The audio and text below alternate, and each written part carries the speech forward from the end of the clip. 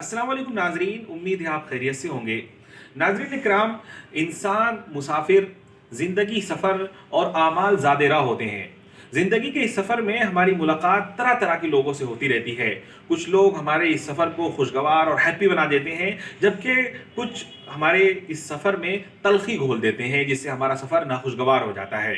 नाजरीन, ज़िंदगी के इस सफ़र में बहुत सारे लोग कॉन्शियसली या अनकॉन्शियसली हमसे कुछ ऐसी बातें पूछते हैं जिन्हें आम तौर पर इंसान बताना नहीं चाहता। मिसाल के तौर पर आपके घर आया हुआ दोस्त अगर आपसे ये सवाल करता है कि आपका फर्नीचर पुराना हो गया या चेयर कितनी पुरानी हो चुकी हैं, आप इन्हें बदल क्यों नहीं लेते, तो जाहिर सी बात है ये वो सवाल है जो आपको अनकंफर्टेबल करेगा।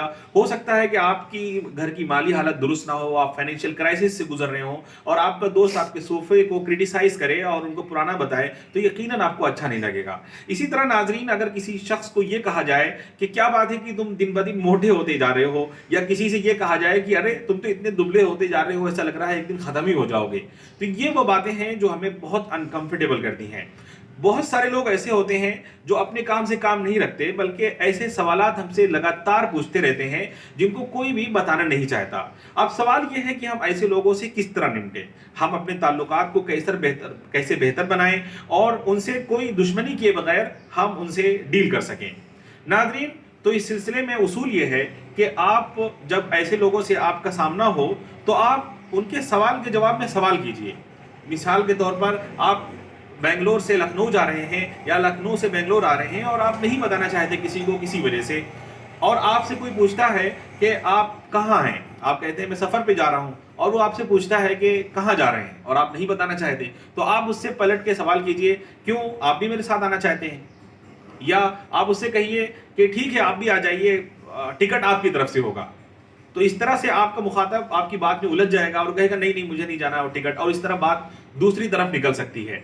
या मिसाल के तौर पर आप किसी महफिल में हैं और आपके मोबाइल को आपकी इजाज़त के बगैर कोई उठाता है, तो बहुत सारे लोग स्क्रीन पर मुख्तलिफ चीज़ें लिखे होते हैं, किसी ने दुआ लिखी होती है, किसी ने कोई नसीहत लिखी होती है।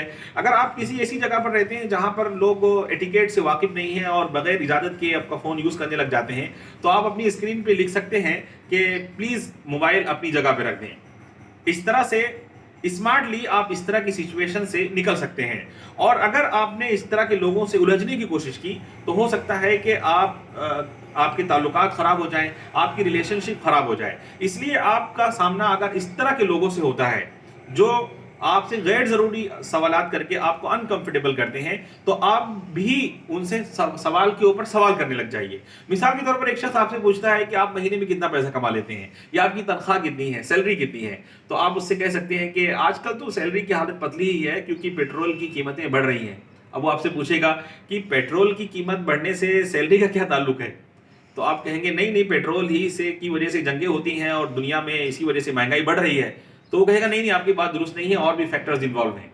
इस तरह से बात कहीं से कहीं निकल जाएगी और आप उस सवाल को अवॉइड भी कर सकते हैं और उस शख्स से बच सकते हैं। अगर आपने इसके बरक्स उससे उलझने की कोशिश की तो आपकी रिलेशनशिप खराब हो जाएगी।